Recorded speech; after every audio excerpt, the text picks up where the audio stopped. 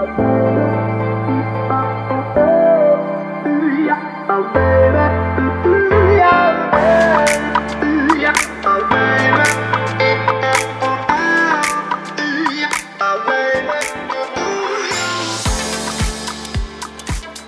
merci d'être avec nous pour cet échange.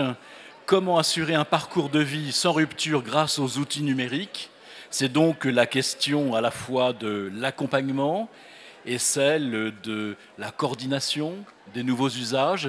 Pour en parler, je vous présente donc Anne Richard de la FEDESAP. Anne, vous allez vous présenter dans 2 minutes et présenter votre fédération, ainsi que Arnaud Dugluet, Arche MC2, et Jérôme Grèce, bis repetita, Arche MC2. Alors, Anne, quelques mots déjà pour nous présenter votre fédération et votre activité. Oui, merci et bonjour Patrick. Donc Anne Richard de la FEDESAP, nous sommes une fédération d'adhérents, structure aide et accompagnement à domicile, et nous fédérons 3700 services d'aide et d'accompagnement à domicile qui accompagnent au quotidien l'ensemble des personnes fragiles, fragilité due à l'âge ou au handicap, pour tous les actes de la vie quotidienne dont ils ont besoin pour rester chez eux. Voilà, je suis au sein de cette fédération responsable médico-sociale, donc en charge de l'ensemble des gros sujets qui structurent l'offre à domicile aujourd'hui, et spécifiquement en charge du volet numérique, d'où ma présence à cette table ronde. Merci Anne. Donc Arnaud, Arche MC2, en MC2 mots. Nous sommes un éditeur, un acteur de référence dans l'informatisation des structures d'aide et de soins à domicile, mais aussi dans l'informatisation de l'action sociale, que ce soit au niveau de la ville et des CCAS, mais encore au niveau aussi des EHPAD, tout récemment, puisque le groupe, l'IVIA, une partie du groupe Solware nous a rejoints. En début de cette année, c'est un groupe, Arche est un groupe de 530 collaborateurs et aujourd'hui 53 millions de chiffre d'affaires. Jérôme, au sein d'Arche MC2, votre fonction? Donc moi, je suis directeur des partenariats et des relations institutionnelles pour le groupe Arche MC2. Et je suis également référent sur tout ce qui est Ségur du numérique en santé. Ségur qui touche au sujet du jour sur le numérique et le parcours, la prise en charge de l'usager. Alors, un parcours de vie, ça doit être un parcours sans faute. Ça veut dire quoi? Qu'est-ce qu'un bon parcours de vie? Que peut-on attendre de vous dès lors qu'on s'adresse à vous pour justement pouvoir déjà cheminer, si j'ose dire, dans le bon sens? Et ensuite, on verra de quelle manière, avec quels outils. Arnaud et Anne? Ouais, je lance. OK. En fait, les 2 années passées là, ont vu une vraie transformation du secteur avec à la fois une prise en compte des institutions et le Ségur du numérique qu'on va évoquer tout à l'heure, et des populations prises en charge avec des aidants qui les aident, veut dire qui les accompagnent, qui eux aussi évoluent, et avec une transformation des usages. C'est à la fois, je vais dire, le secteur, c'est à la fois la double peine. Moi, ça fait pas mal d'années que j'accompagne donc l'informatisation de ces structures, et je n'ai jamais vu autant de bouleversements de fond dans le secteur que depuis ces 2 dernières années. Oui, absolument. Et donc le rôle d'une fédération comme la nôtre, c'est d'être une courroie de transmission la plus efficace possible entre les administrations centrales, qui sont en charge notamment de ce programme ambitieux, Ségur du numérique, c'est 600 millions d'euros pour le secteur du médico-social, et donc l'ensemble de ces nouveaux outils numériques à mettre en place. Donc courroie de transmission entre ces administrations et nos adhérents. Évidemment, l'important pour nous étant de ne pas créer de passerelles numériques qui n'auraient aucune utilité sur le terrain. Donc notre rôle en tant que fédé, aider des éditeurs du secteur, c'est d'être le plus opérationnel possible, le plus pragmatique possible, et de garder toujours en ligne de mire l'usage du bénéficiaire au bout de la chaîne, pour qu'il soit le moins perdu possible dans ce nouveau écosystème. En fait, vous êtes des facilitateurs, c'est ça, Jérôme? C'est exactement ça. L'un et l'autre, enfin je veux dire les 2 structures. L'objectif, c'est vraiment, on parlait de rouage et d'organisation, c'est vraiment d'organiser finalement tout ça pour qu'on puisse faciliter l'embarquement des structures dans le dispositif avec une finalité commune, c'est la prise en charge de l'usager avec des outils qui permettent au quotidien d'améliorer, de sécuriser tous ces échanges. Et avec peut-être une particularité dans le secteur médico-social, en tout cas sur l'offre à domicile, auprès de nos services d'aide et d'accompagnement à domicile, c'est qu'ils n'ont pas tous la même maturité numérique. Ils ne disposent pas tous d'un directeur des services d'information en leur sein. Donc il a fallu aussi composer avec à la fois des indépendants qui manquaient peut-être de compétences en interne et puis des plus gros groupes qui, eux, étaient parfaitement structurés pour embarquer ce programme. Arnaud. Oui, je me permets de compléter. C'est aussi la première fois que l'État fait travailler des éditeurs avec nos clients, en fait, pour leur dire, bon, qu'est-ce qu'il faut comme information, de quoi vous avez besoin. Nous, quand on était voir les fédés au tout début, les fédérations nous ont dit, oh là là, mais c'est pas dans notre métier, c'est à côté, etc. Et en fait, tout le monde s'est embarqué là-dedans.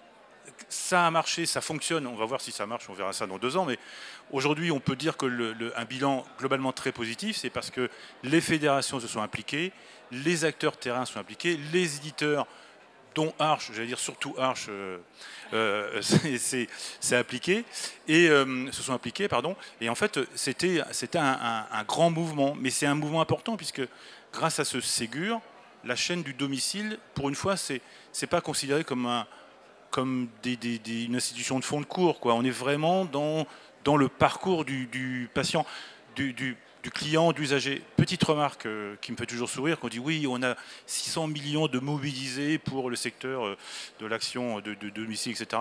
Au même moment, quand l'État annonçait ça, Doctolib annonçait une levée de fonds de 500 millions. Doctolib, 500 millions, le secteur entier du domicile, 600 millions. Pour 36 000 établissements et structures à embarquer sur ces 600 millions. Effectivement, il est bon de ramener ça à sa mesure. J'en profite quand même aussi pour louer la façon dont on a pu travailler avec l'Agence numérique en santé, qui est l'agence qui pilote la mise en œuvre de ce programme, avec la CNSA aussi. Voilà, il y a eu vraiment une très très bonne collaboration et une très bonne écoute, je trouve, des problématiques remontées par les fédérations comme par les éditeurs. Ce matin, lors de la première table ronde, l'OCIRP et Prevencare mettaient en avant le fait qu'on travaille encore trop en silo, c'est-à-dire où finalement il y a de la bonne volonté, mais il y a un millefeuille qui comprend parfois plus que millefeuille d'ailleurs. Et la question que je voulais vous poser, c'est est-ce que vous pensez que ça va de mieux en mieux, c'est-à-dire on simplifie, on est plus efficace, ou est-ce que finalement cette efficacité, elle est surtout due à des initiatives comme les vôtres? Jérôme? Moi, je trouve qu'on a travaillé de façon assez ouverte. Alors après, c'est peut-être jamais assez... et puis, il faut aussi un petit peu de recul aussi pour savoir si ce qu'on a fait a été bien fait ou pas. Mais en tout cas, il y a eu quand même une concertation des différents acteurs pour une prise en compte, finalement, des différentes contraintes. On a parlé souvent plutôt des freins, pour voir comment est-ce qu'on pouvait les lever et faciliter les déploiements pour qu'on puisse concrétiser de façon opérationnelle tout le travail qui avait été effectué en amont, quoi. Mais pour la première fois, enfin, quand on commence à discuter, quand on a commencé à travailler sur ces aspects-là, vous dites, ouais, alors, il y a les mutuelles, il y a la sécu, il y a des dossiers partagés, il y a des messageries sécurisées, machin, etc. Et en fait, vous dites, ouais, mais au milieu de tout ça, il y a un client, ou un usager, ou un patient. Et en France, alors c'est l'histoire, hein, on a effectivement siloté tout ça. Vous allez entendre parler bientôt des services autonomie, c'est un très bon exemple. Services autonomie des SIAD financés par les ARS et des SAD financés par l'usager, le client et par le département. Et comment on fait pour marier tout ça?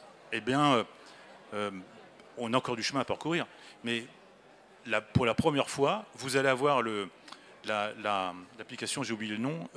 Mon espace santé. Mon espace santé, c'est ça. Qui réunit des informations qui viennent de tous ces univers-là.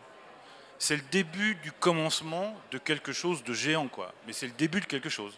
C'est-à-dire que, et même, le Ségur du numérique, le domicile n'était pas inclus dedans au tout début du début, c'était pas inclus dedans. Puis après, c'est venu. Et aujourd'hui, il y a une chaîne, vous dire que tout va bien dans le meilleur des mondes, non, mais il y a une chaîne qui se crée et qui commence à emmener des choses, etc. Oui, il y a un mouvement là-dessus. Là, pour le coup, le numérique a notamment pour fonction de fluidifier effectivement la coordination et le dialogue entre le médico-social d'un côté et le sanitaire de l'autre. En fait, on en revient, pour revenir à ces sortes de silos quand même, à ce silo-là qui est un peu historique. C'est le soin d'un côté, le médico-social de l'autre, avec des façons de se regarder parfois un peu étonnantes. Donc là, on entend dans ce programme du Ségur du numérique aussi la possibilité, grâce à des dossiers, grâce à des outils communs et partagés, de faciliter le dialogue entre les personnels soignants d'un côté et les auxiliaires de vie de l'autre, qui œuvrent tous tout autant au soutien à domicile des personnes accompagnées. Alors on va parler justement des outils et de la façon dont ces outils peuvent interagir et faciliter le parcours de l'usager, on va l'appeler de cette façon. Mais il y a juste un petit sujet comme ça en aparté qui revient souvent, à l'initiative d'ailleurs de la Banque de France et du Crédit Municipal, qui est tout un constat sur ce qu'on appelle l'électronisme. Et notamment pour les personnes âgées, on connaît l'illettrisme. C'est pas la même chose, c'est le fait que papy et mamie n'utilisent pas forcément les outils de Microsoft. Alors, ça évoque quoi pour vous, puisque vous n'êtes pas là pour refaire toute l'éducation numérique de la population, mais néanmoins, comment vous arrivez à composer avec cela et en mettant en avant à la fois les vrais besoins que vous connaissez parfaitement et en même temps la méthode à appliquer pour que ce soit plus humain qu'électronique, si j'ose dire. Arnaud ? Ouais, moi je pense que l'État est dans son rôle aujourd'hui. Il y a les e-impôts, vous remplissez vos déclarations en ligne, etc., etc. Effectivement, le numérique laisse au bord du chemin des centaines de milliers, de millions de Français. Oui. Est-ce qu'on peut forcément, et comment on peut forcément aider à aller, que ce numérique aille vers ces populations qui, parce que âgées, parce que etc., etc.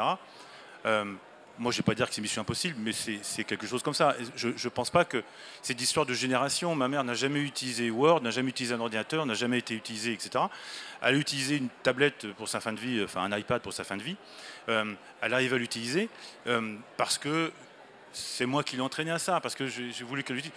Autrement, ça me paraît compliqué. Alors, est-ce que c'est pas un vœu pieux ? Pour moi, il y a deux choses comme aussi là-dedans. Est-ce que c'est pas un vœu pieux ? Et surtout aussi, de la part des éditeurs de logiciels, on a trop tendance à considérer qu'une application web, c'est forcément une application mobile. Non, une application mobile, c'est une application mobile, c'est pas une application web. Et quand on parle de difficultés d'utilisation, c'est aussi parce que les applications ne sont pas du tout faites pour la mobilité, alors qu'aujourd'hui la mobilité représente plus de 50% des connexions en France. Alors justement, ces outils qui ne sont pas forcément, enfin qui relèvent d'une nouvelle organisation, comment vous arrivez à synchroniser tout ça ? Par exemple, tous les deux, comment vous faites si vous avez à améliorer le parcours de vie d'une personne en perte d'autonomie. Comment ça se passe concrètement ? On va venir vous voir, on va s'adresser à votre fédération. Comment vous allez articuler ça ?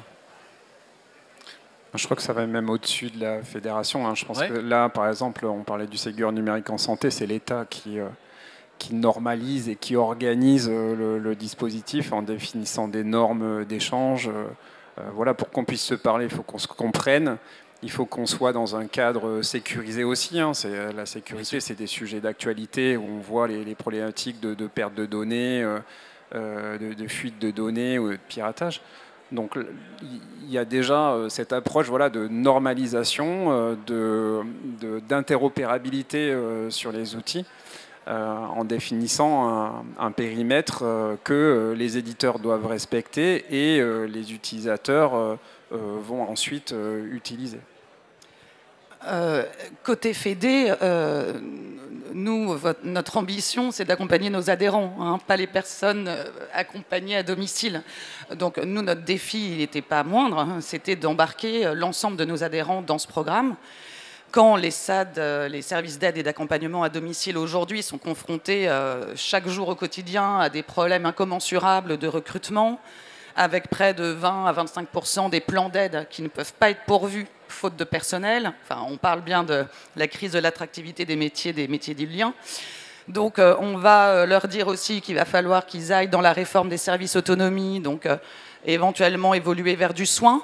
Et puis on rajoute là-dessus le Ségur du numérique avec des deadlines à ne pas dépasser, sinon ils ne pourront pas bénéficier des subsides de l'État pour les accompagner. Donc ça fait beaucoup. Donc nous, en tant que fédération, c'était pédagogie encore, webinaire, répéter, expliquer, et puis essayer de les inquiéter le moins possible, tout en faisant en sorte qu'ils y aillent. Et donc c'est avec l'ensemble des éditeurs du secteur que nous avons œuvré à ça. Alors ça veut dire information pour vous, formation pour vous? Ça va comme dichotomie ou comme couple? Oui, je pense que même côté éditeur, on est dans une approche d'information ou de même vulgarisation de sujets qui semblent parfois des non-sujets, même d'ailleurs, pour les structures. Donc voilà, c'est important de faire comprendre aux établissements et aux structures qu'elles sont bien concernées par ce dispositif et qu'il faut qu'elles s'intègrent. Parce que si elles restent en marge, elles ne pourront pas échanger et ça nuit du coup à la fluidité du parcours de l'information dans ce cercle de prise en charge, cercle de soins. Ce dont on parle là, c'est services d'aide à domicile, établissements, donc EHPAD. On parle aussi de la médecine de ville. On parle vraiment de toutes ces briques qui vont travailler autour d'outils logiciels communs. Donc c'est quand même assez énorme, en fait, ce qui est en train de se passer. C'est que toutes ces personnes-là arrivent à se parler via des outils communs. Donc ça va prendre du temps.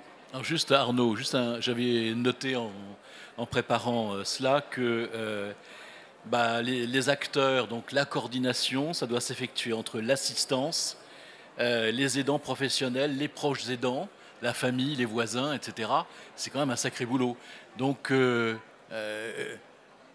puis, enfin, ce que je voulais rajouter tout à l'heure, ce que vous avez dit, c'est le diable se loge toujours dans les détails. On décide donc le domicile, l'aide à domicile, l'intervenant, l'accompagnement à domicile, rentre dans le schéma médico-social. Ok. Donc les données vont être hébergées chez des hébergeurs, dont c'est le métier, ce qu'on appelle des fermes informatiques. Amazon, par exemple. Bon, pour nous, c'est des fermes en France. C'est pas Amazon, c'est des fermes en France. Et c'est hébergé selon des modalités très spécifiques de HDS, hébergement, données de santé, donc données sécurisées, etc., etc. Mais ça coûte plus cher.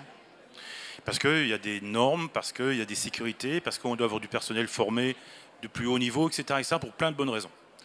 Et tout d'un coup, les services d'aide à domicile, cofinancés donc par les départements, rentrent dans ces schémas. On doit donc héberger leurs données chez des hébergeurs de données de santé. Qui payent?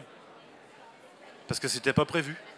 Parce que tous les acteurs de la santé, du médico, en tout cas, pas du social, mais dans la partie médico-sociale, de la partie médicale, sont tous hébergés en données de santé.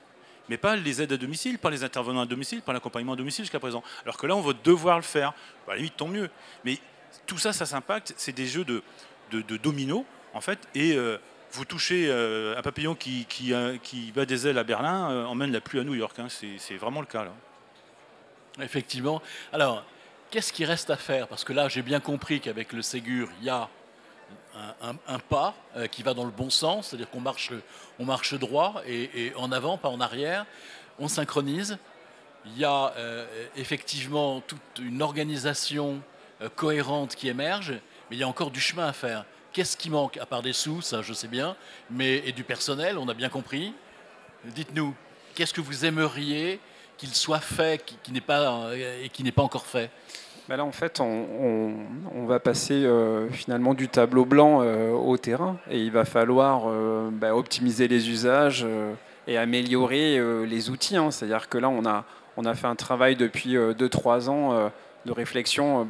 Je parlais tout à l'heure des freins au déploiement. Voilà.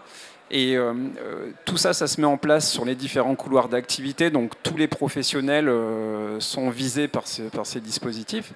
Mais il va falloir les déployer déjà dans un premier temps, les utiliser et ensuite réadapter ou réajuster, refaire quelques réglages, entre guillemets, pour être encore plus optimisé et performant dans la prise en charge. Donc là, on a fait un travail de mise en conformité des logiciels, c'est fait. Maintenant, il faut déployer, utiliser et améliorer ce qu'on a fait.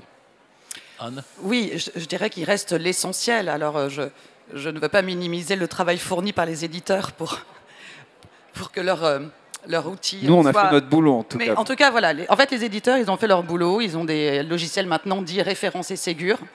Et l'essentiel maintenant est à venir, c'est-à-dire outiller des services d'aide pour qu'ils n'en utilisent que 3%, c'est dommage. Et si on outille qu'on ne s'en sert pas, et si le médecin d'à côté ne s'en sert pas, et si l'infirmière coordinatrice ne s'en fait pas, enfin, voilà, j'enfonce des vérités et des portes ouvertes. Mais donc c'est comment on va maintenant en phase 2 accompagner la conduite du changement, renforcer la formation des auxiliaires de vie sur le terrain, mais également des responsables de secteur en agence. Enfin, là, ça va être du très, très opérationnel et il va nous falloir des sous, oui, pour nous aider et aider nos structures à former leur personnel, parfois peu aguerri aux outils informatiques.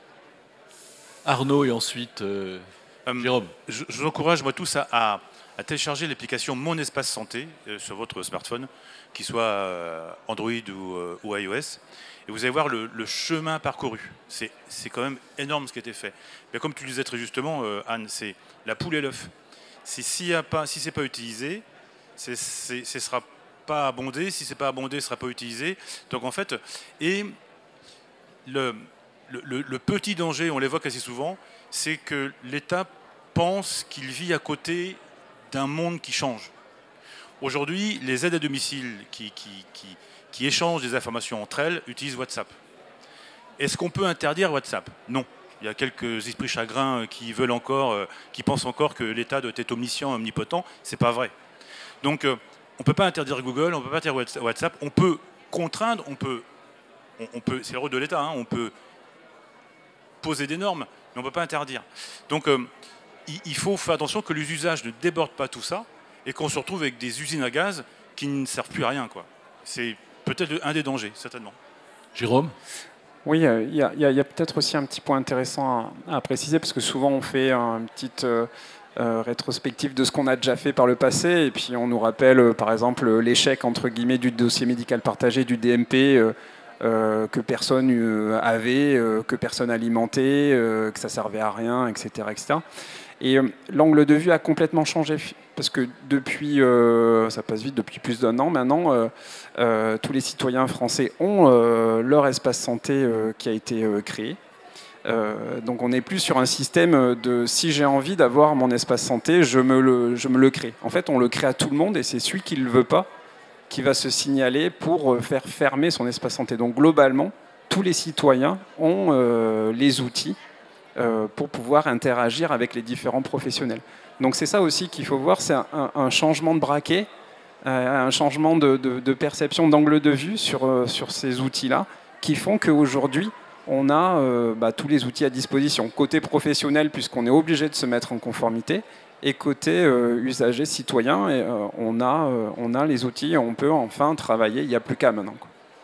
Le grand changement, c'est qu'avant, il fallait aller vers des outils éparses et qui ne correspondaient pas forcément aux besoins. Et maintenant, ce sont les outils qui viennent à vous, ils sont homogènes, en tout cas ils sont bien définis, ils sont forcément utiles, reste à les faire connaître davantage et reste à les rendre encore plus perfectibles. Est-ce que les systèmes que vous mettez en place sont des systèmes évolutifs ou est-ce que ce sont des systèmes un peu fermés, plus simples d'ailleurs de fonctionnement? C'est une question que je vous pose parce que, arrivé à un certain âge, c'est difficile de réapprendre systématiquement. Je veux dire qu'on préfère prolonger parce qu'avant, c'était quand même mieux. Hein. Non, on est bien sûr sur un système évolutif. Hein. On le voit d'ailleurs, on parlait du Ségur, on est sur la vague 1 et on est déjà en train de travailler sur le cahier des charges de la vague 2. Donc on est sur un escalier, on a fait la première marche et on est en train de travailler la deuxième et puis peut-être une troisième. Et puis après, nous, notre métier d'éditeur en tout cas, c'est de répondre à des besoins et des usages. Donc forcément, tout évolue. et on se doit d'être en veille pour justement être au plus proche du besoin du terrain et adapter en fonction. Donc ça avance côté réglementaire, et on est qu'à la première étape, plus après les attentes du terrain sur lesquelles on apporte au quotidien des réponses. Anne? Oui, si. Aujourd'hui. Pardon. Il y a un changement de sexe. Pardon. Juste, tu parlais tout à l'heure dans mon espace santé, Weezing, si vous avez une balance connectée, il y a 8 chances sur 10 que ce soit une Weezing. Weezing va se connecter à mon espace santé. Le poids, alors on dit, c'est pas une donnée médicale. Bon, en tout cas, ça vaut mieux que le relevé de poids sur une balance achetée à prise unique, qui est fait comme ça par l'intervenant à domicile. Donc, ce relevé-là, il va remonter dans mon espace santé et il pourrait être consulté dans mon espace santé. Ça, c'est des vrais changements de paradigme. On met une information à disposition, l'évolution de celle-ci, c'est vraiment des changements de fond. Excuse-moi. Non, je t'en prie. Non, mais tu as raison. Et puis, vous avez raison. Et votre exemple sur le poids est très bon. Nous, on attend... on aimerait beaucoup que nos auxiliaires de vie, par exemple, puissent, dans le cadre de programmes de prévention, prendre le poids des personnes qu'elles viennent visiter. Voilà, ça ne demande pas de formation de faire monter quelqu'un sur une balance. Voilà, que l'information puisse remonter via mon espace santé, puisse envoyer des alertes aux médecins traitants, qui puissent détecter un risque de dénutrition, donc un risque de chute multiplié par X.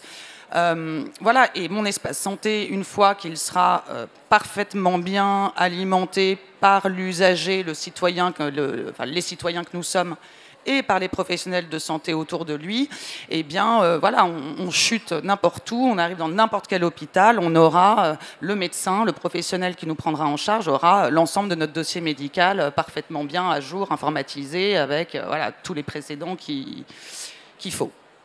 Alors on arrive à la fin de cet entretien. Qu'est-ce que vous aimeriez que l'on garde à l'esprit et ce sur quoi il nous faut travailler pour pouvoir améliorer ce parcours? Vous avez la parole tous les trois. Qu'est-ce qui, à votre avis, reste fondamental? Parce qu'on parle d'énormément de choses. La silver economy, c'est vaste. Et en même temps, notre échange est très précis. Anne? Je vais répondre en premier, comme ça je vous laisse le plus difficile. Chers messieurs, de l'usage. Il n'y a que ça qui va compter dans les mois qui viennent. C'est là-dessus qu'en tout cas la fédération va accompagner ses adhérents pour qu'ils comprennent au plus vite tout l'avantage de rentrer dans ces nouveaux outils, en termes également de prescription, de fluidité, de réception des dossiers APA ou PCH. Voilà. Jérôme? Oui, je rejoins Anne sur ce constat, mais c'est également une prise de conscience. Tous les secteurs évoluent, tous les secteurs qui sont touchés par la prise en charge évoluent dans un sens. Il faut aussi prendre conscience de ça et pas ramer à contre-courant, s'inscrire dans la même démarche et utiliser les outils, peut-être faire justement en sorte que les usages de demain correspondent, etc., etc. Il faut vraiment être inscrit dans la démarche. Arnaud? Oui, de l'importance du rôle de l'État, et on ne peut pas non plus attendre tout de l'État. Aujourd'hui, on parle de nouvelles techno, vous êtes tous en train de se dire « Ah là là, ça c'est nouveau, c'est révolutionnaire, etc. » Aujourd'hui, quand vous avez une prise en charge à domicile, quelqu'un qui est envoyé en hôpital, la téléassistance pour signaler à l'aide à domicile, à la structure des domiciles, pour signaler le départ de la personne, c'est par fax ou c'est par mail. Aujourd'hui, il n'y a pas de transmission automatisée. Aujourd'hui, on est toujours dans la préhistoire du numérique, de la prise en charge. Usage. On va conclure là-dessus. Merci, messieurs, dames. Merci beaucoup. Merci.